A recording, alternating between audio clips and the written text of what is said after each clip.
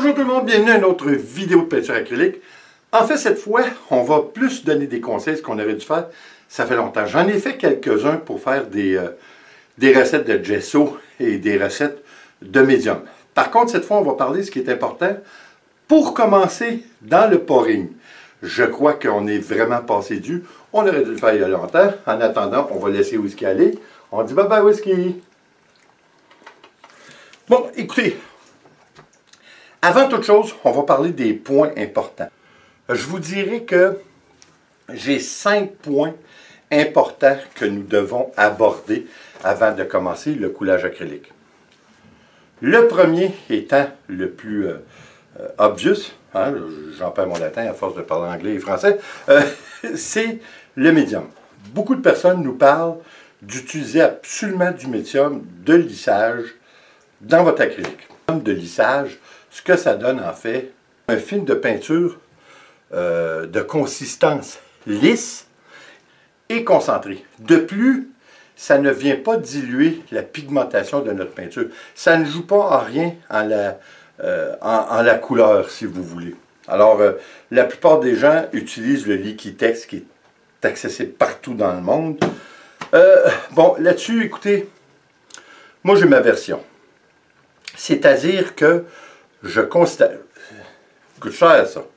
Ça ici, là, je ne sais pas pour vous en Europe, mais ici, c'est une vingtaine de dollars, juste ce petit format-là. Alors, je trouve ça très dispendieux. Par contre, si vous prenez l'alternative que je considère aussi bien, sinon encore mieux, le Floetrol. Bon. Le Floetrol, en Europe, c'est de l'Easycryl. Sinon, bon, on peut se procurer du Floetrol de toute façon via Amazon. Qui est une fraction du prix, là. Une fraction du prix. Un gallon de ça c'est juste, c'est quoi? C'est 946 millilitres. Mais un gallon, là, qui est 4 fois la quantité de ce que je vous ai montré, c'est le même prix et moins cher que ce petit format pour le même résultat. C'est conçu exactement pour la même chose. Ça, c'est les peintres qui utilisent le Floetrol au pistolet.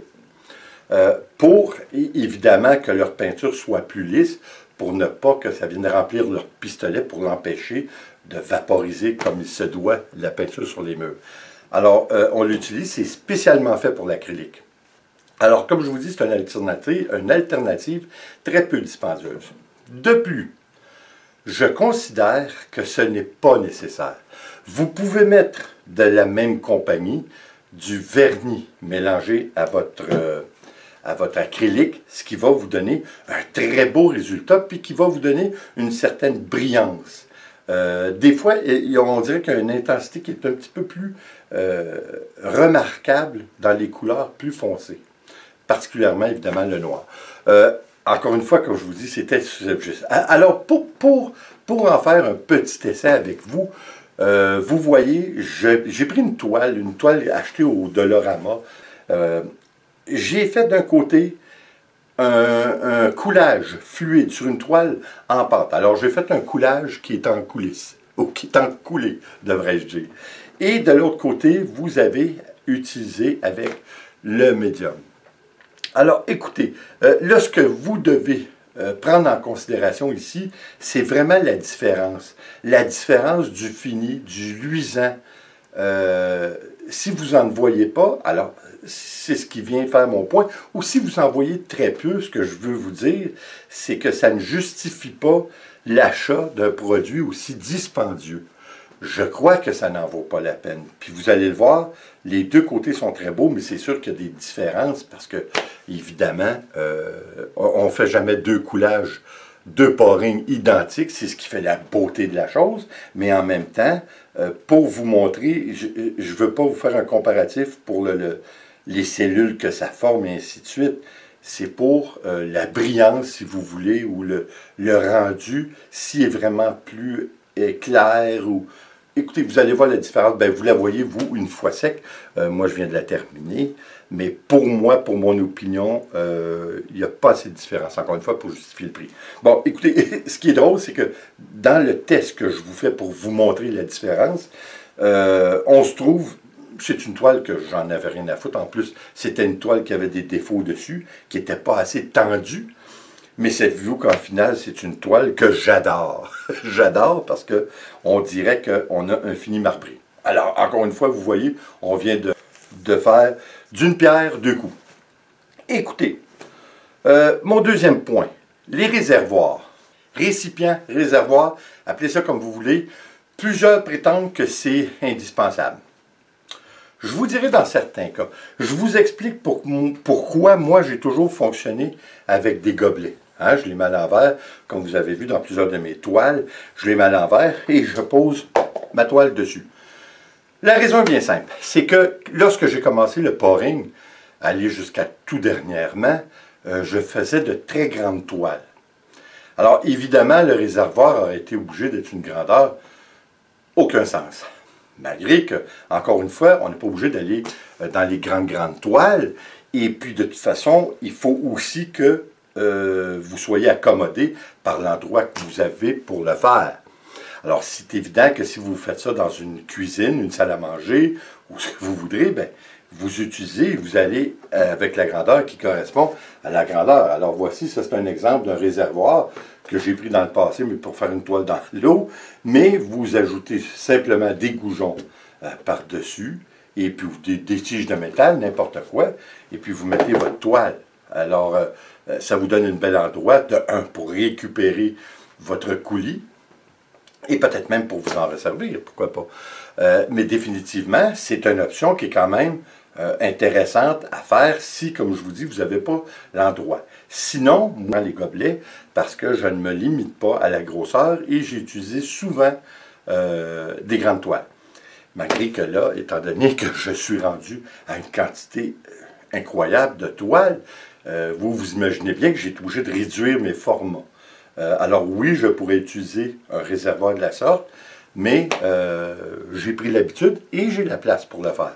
Alors, c'est pas nécessaire, et puis j'aime bien un petit fouillis comme ça, ici et là, pourquoi pas. Les produits aussi qu'on ajoute à notre acrylique, je crois que par le passé, si vous fouillez un petit peu dans mes toiles que j'ai faites, c'est pas nécessaire. On peut avoir de très très bons résultats, même très surprenants en utilisant que de l'eau avec notre acrylique. Ce que je préconise, hein, de toute façon, moi je dis, pour commencer ça simple. C'est pas nécessaire de se casser la nénette en prenant des produits de toutes sortes. De un, vous dépensez beaucoup d'argent sans savoir au préalable si vous allez aimer ça ou si vous allez maîtriser la chose. Et puis aussi, ça dépend de ce que vous voulez faire. Encore une fois, si vous voulez faire des cellules, mais vous ne voulez pas prendre de produits spécifiques à ça, alors vous faites des flip-cups, des verres renversés. Ce qui automatiquement va vous donner des cellules parce qu'il y a des bulles d'air qui se font. Plus que lorsque vous faites votre mélange dans le gobelet pour faire votre verre renversé, plus vous attendez longtemps pour faire votre flip sur votre toile, moins vous allez avoir de cellules parce que l'oxygène est parti un petit peu, parce qu'il y a moins de bulles d'air à l'intérieur. Mais si vous venez de faire votre coulage à l'intérieur de votre gobelet et vous faites votre flip-cup immédiatement, en principe, vous êtes supposé avoir plus de cellules. Alors, les produits pour faire les cellules, le préféré de tous et le moins dispendieux aussi, c'est la colle blanche. Ça fait de très très belles cellules. Par contre, les cellules en général avec la colle blanche sont légèrement plus petites que si vous prenez de la silicone. Lorsqu'on fait des mélanges, si vous voulez, j'aime bien tout mélanger un peu. Le Floetrol ou le EasyCryl, de la colle blanche ainsi que du silicone. Je trouve que le fini, le rendu, est superbe. Alors, encore une fois, comme vous voyez, c'est très, très subjectif. Mais pour commencer, comme je vous dis, cassez-vous pas la tête, allez-y avec le basic, pour voir de un si vous aimez ça. Un autre point que plusieurs disent, c'est de rester avec une technique jusqu'à ce que vous la maîtrisiez. Pour ma part, je trouve que c'est complètement faux.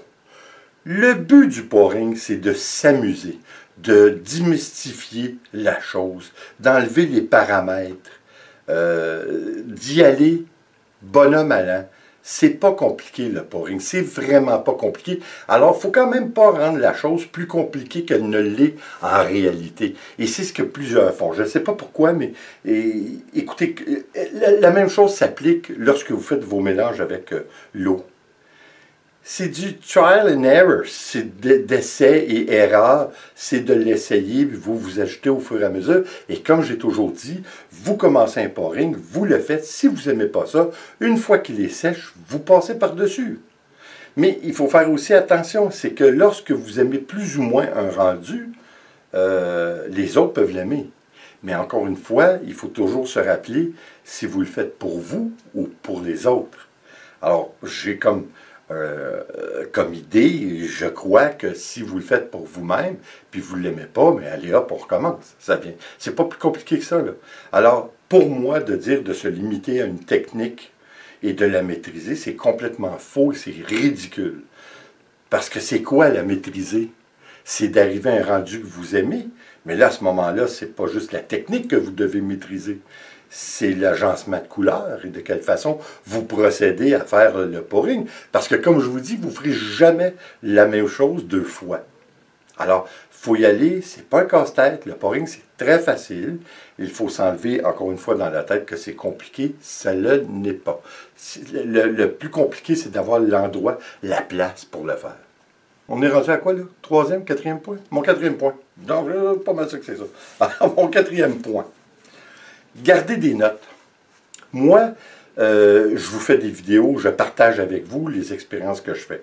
Mais je crois que c'est intéressant que lorsque vous faites un travail, que vous faites un pouring, que vous gardiez quand même un bloc-notes et que vous indiquiez les proportions que vous avez prises, ainsi que la couleur, ainsi que la technique. C'est très important parce que si vous aimez plus ou moins le rendu, ça va vous donner un indicatif quand même assez intéressant pour ajuster selon vos besoins et selon vos goûts. Alors, c'est très important, je crois, de garder en note ce que vous avez fait.